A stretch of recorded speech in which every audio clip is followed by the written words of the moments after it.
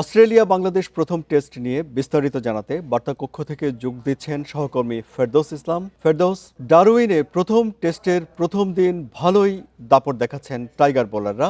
প্রথম ইনিংসে অস্ট্রেলিয়াকে কত রানের মধ্যে আটকে রাখলে বাংলাদেশের জন্য ভালো হবে?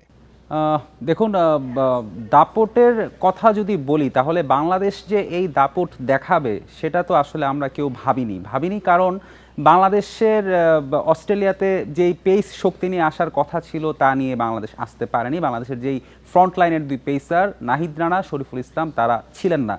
আমাদের প্রত্যাশা ছিল যে বাংলাদেশ যদি অস্ট্রেলিয়াতে দাপট দেখাতে পারে, লড়াই করতে পারে, তা পেস শক্তির উপরে ভর করেই পারবে।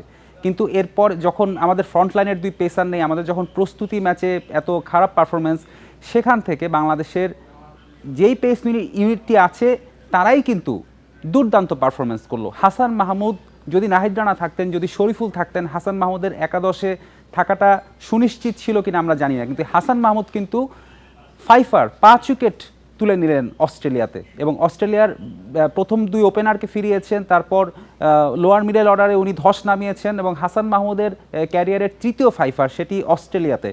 এবং শুধু হাসান মাহমুদ না, তাসকিন, এবাদত তারাও কিন্তু সমান তালে বল করেছেন। তাসকিন 2 উইকেট নিয়েছেন, এবাদত 2 উইকেট নিয়েছেন।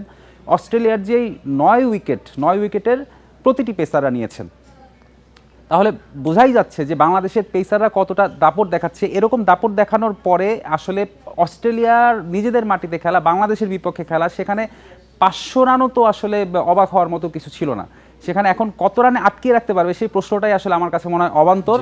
কারণ নিশ্চিত 9 উইকেট পড়ে গিয়েছে, 250 অস্ট্রেলিয়ার করতে পারার কথা না। জি, হাসান, এবাদত, তাসকিনদের বোলিং নিয়ে কি বলবেন? তারা কি উইকেট এবং কন্ডিশন বুঝে নিয়ে বোলিং করছেন? অবশ্যই হাসান মাহমুদ এই কন্ডিশনের সাথে, উইকেটের সাথে যথেষ্ট মানিয়ে নিয়েছে এবং হাসান মাহমুদ তো রিসেন্টলি কাউন্টি ক্রিকেট খেলে এসেছে। কাউন্টি ক্রিকেটের সাথে অস্ট্রেলিয়ার এই কন্ডিশনের তো অনেক মিল এবং হাসান মাহমুদ এখন ওয়ার্ল্ডে খুব টপ একজন রিকগনাইজড পেসার।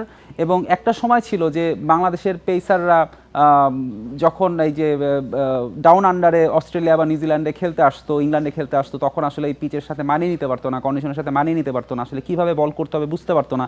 এখন কিন্তু এরকম না, এখন কিন্তু টাইগার পেসারদেরকে বলা হয়, পেস ইউনিটকে বলা হয় ওয়ার্ল্ডের অন্যতম সেরা 3টা পেস ইউনিটের মধ্যে অন্যতম সেরা। এবং অনেকে মনে করে যে সবচেয়ে সেরা পেস ইউনিটই এখন বাংলাদেশের। শরীফুল রিসেন্টলি কাউন্টিতে ডাক পেয়েছে। তো বাংলাদেশের পেসাররা এখন পিচের সাথে, কন্ডিশনের সাথে কিভাবে মানিয়ে নিতে হয় সেটা অবশ্যই জানে। বাংলাদেশের ব্যাটারদের চ্যালেঞ্জ কতটুকু আছে?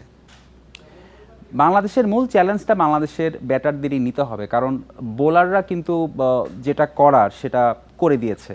এখন যদি ব্যাটাররা যদি স্টার্ক, কামিন্স, হ্যাজিলউডকে সামলে খেলতে পারে তাহলে বাংলাদেশের বোলাররা যেই পারফরমেন্স উপহার দিয়েছে বাংলাদেশে এই ম্যাচ রেজাল্ট নিজেদের ফেভারও নিয়ে আসতে পারবে, যদি বাংলাদেশের ব্যাটাররা ভালো ডেলিভার করতে পারে। ধন্যবাদ ফেরদৌস ইসলাম, তিনি জানাচ্ছিলেন অস্ট্রেলিয়া বাংলাদেশ টেস্ট বিষয়ে।